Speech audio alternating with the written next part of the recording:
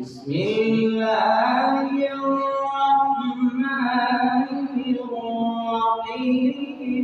والشمس وضحاها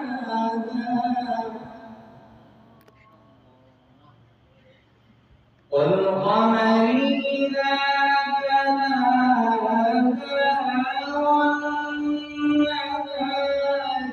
إذا جلاها والليل إذا يغشاها